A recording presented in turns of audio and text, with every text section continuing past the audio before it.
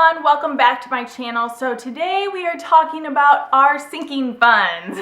I've had so many questions about our sinking funds and how we are allocating money to them, how much we're putting into them, and just everything about them that you could ask. So I am doing a huge video on that today. But before we get started, don't forget to subscribe and give this video a thumbs up if you enjoy it. So let's go ahead and get started.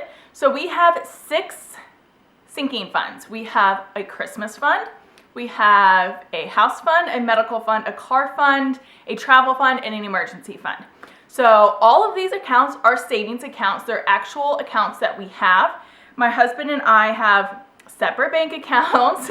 And so with his checking account, he has one savings account, and that's the Christmas fund. And then I have a checking account with the other 5 savings accounts on there.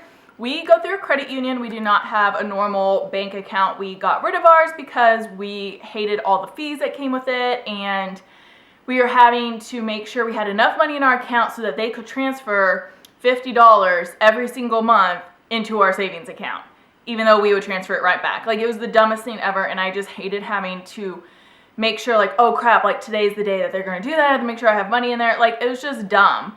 And so we got rid of that bank, and we now go to a credit union that doesn't have any fees. Everything is free, and I don't have to transfer money randomly throughout the month. So anyway, so I have the other 5 on my account. And so when we were getting out of debt, we lived off my husband's income, and then all of my income, or the majority of it, other than like maybe like $100 or so, went straight to debt. And so we're kind of doing the exact same thing here with funding our sinking funds in our emergency fund. So we do each have our own play money now, which we did not have before, and we've kind of upped some things. But other than that, all the extra money from my paycheck goes into our sinking funds. So you might question, well, where's your 3 to 6 months emergency fund? Why do you have all these funds? Yada, yada, yada. So what we're doing is the emergency fund savings account is going to have $10,000 in it. And then we're going to fund our medical fund, car fund, and house fund. Yeah, our car, house, and medical fund. Those funded up with the $10,000 will equal more or less the 3 to 6 months, if that makes sense at all. So that will be our big emergency fund. Actually, it'll probably be more than 3 to 6 months.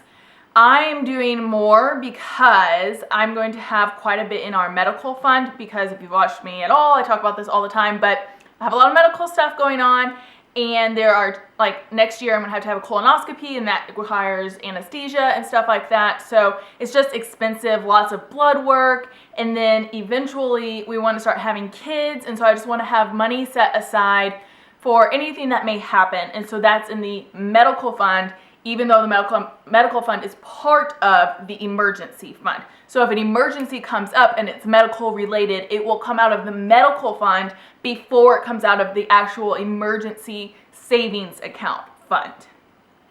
I hope that makes sense. That's what the car fund is for as well. So if we randomly have a flat tire and we don't have it in the budget, it comes out of the car fund. If the brakes stop working, which I hope never happens, that will come out of the car fund. House fund would be things that happen around the house, like if all of a sudden we have a plumbing issue and we need to call somebody, house fund. If, I don't know, our house decides to flood again, I don't know, stuff like that is going to come out of the house fund. So they're emergency funds. All of our sinking funds are emergency funds, but they are not in the actual emergency fund account. I know a lot of people have like spreadsheets, and that's how they keep track of all their stuff. And if that's what works for you, that's awesome. That does not work for me at all. Excel does not work for me, period. It did for our debt. So I do have a debt snowball worksheet that I use. But for sinking funds and stuff like that, just trying to allocate what was in that one account to all these different sinking funds, like, it just doesn't work for me. I'd rather just have it all separated already, and that way I can just build it as we go. So right now we are putting the majority of our money into the actual emergency fund savings account because I want to get that to $10,000. And once that is to $10,000, then we will start going into investing and stuff like that. And I know I had a ton of people say that they need me to do videos on investing, and I'm getting there slowly but surely, people. It will happen probably more towards summer, end of this year, before I can start doing investing videos. But I do want to get that to $10,000, so a big chunk of my paycheck is going into that account. But then I think for the past couple months or so, I've been just doing like $100 into each of the other accounts. I built up medical a lot faster just because I knew I had blood work coming up that ended up not being as much as I thought it was going to be. It ended up being like less than $100, which is amazing, and I am perfectly okay with that. So I built up medical pretty quickly. That has like 1,000 in it right now.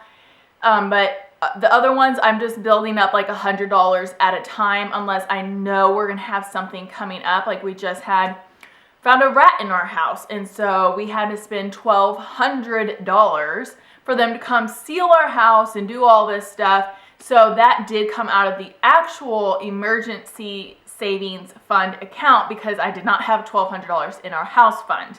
So we are building that part back up. But that's what the emergency fund is for. That's just, I mean, things come up and you just have to deal with it how you can. If you don't have it all in that one sinking fund, then you can use the others. I mean, we have a good amount saved between all of our accounts. So you can just move things around as you wish. Christmas, we hadn't been, I think this is the February is going to be the first month that we actually start putting money into the Christmas fund account. We actually had quite a bit left over from last Christmas, which is, I'm not sure, a good thing or a bad thing. But anyway, so we have plenty left over in the Christmas fund, so I kind of just skipped a couple months there. And so now we're going to start working on Christmas fund as well. I do not have an end goal for that account. I'm just kind of putting $100 in here and there when we have it, and that will just be our account budget, basically. What else? So the car fund is also eventually going to be saving for an actual vehicle. We're not doing that yet because both of our cars are in great condition. We have a 2008 CRV and a 2007 Civic. They're older, but they are running just fine, and Hondas last forever. We've taken really great care of them. We always go get oil changes and we get them tuned up and all that kind of fun stuff. So we are hoping to keep our cars for a long time, but once the emergency fund is at $10,000, once we are starting to invest and we got things going, then we'll start working on that car fund and building that up. Our house fund, I'm not really sure what our end goal is going to be for that account. Probably like a couple thousand or so. It is not to buy a house because we have already bought a house. We own our house right now. And so we are currently just, paying our normal mortgage. We might eventually start paying more on that. I don't know yet, but we'll see. Let's see here. So what we choose to allocate each month. People wanted to know how we choose how much money goes into each account. And so basically it's just, you got to figure out what you have going on currently and what you have coming up. So like I know next year that I have a colonoscopy scheduled because I have ulcerative colitis, so I have to get colonoscopies every like 3 years or so. So I know that's coming up and that it's going to be expensive. So I'm just putting in a little extra here and there until I get it to an amount that I feel comfortable with, and that will pay for the procedure. So the same could happen with your car. If you know like your brakes are starting to squeak a little bit, that you're probably going to need to get your brake pads changed out or whatever. I'm acting like I know what I'm talking about. I don't have a clue. But I think there's things called brake pads. And if you know you're going to have to get that eventually, you might want to like readjust. So put a little less into the actual savings account, a little bit more into the car fund so that you can pay for that. That's what those funds are for us. I'm not saying you guys have to do this. This is for us. So, sorry, my dog is like digging outside of our door and I'm not sure why he's doing that. He doesn't ever dig. Anyways, so these funds for us are to use first and then use our emergency actual savings account fund. I hope that makes sense. So we would go to, we needed to change our brake pads, we would go to the car fund to pay for it and then go to the emergency fund if it ended up being more than what was in our car fund. And then, so if we did that and used up all the car fund, then the next month we would just start over and just start building it again. If we feel more comfortable with the account being at X amount of dollars, so say like if we want it to be at $500, then the next month, instead of putting more into that emergency fund to get it to $10,000, I would put $500 into the car to bring it back up to where we wanted, and then the rest would go over to the emergency fund. So that's how we do it. I hope that kind of explains it to you guys. Leave me comments down below if I'm not explaining this 100%. You do not have to do this. Dave Ramsey says just to have one account and that I'm not earning much interest and all that kind of stuff, and I understand that. I do get that. I'm earning a little bit of interest, but it's like $1. And but this is more just for my sanity. It makes me feel better. It makes me feel more financially stable. I know I could put a lot of this money into investments instead and be actually making money on it, and I do get that. But this is money that I have readily available. I don't know what kind of medical stuff I'm going to have in the future. And I like just knowing that I have money right at my fingertips to grab if I need so. These accounts are savings accounts, so we don't have a debit card towards them or anything. So if we are going to spend money out of them, we have to actually get on the computer and transfer the money. So it is not super easy, but it's easy enough. Like when we had to pay pest control to come take care of our rat, I just got on the computer and transferred the money. But it's just nice to have a little bit of backup for individual things.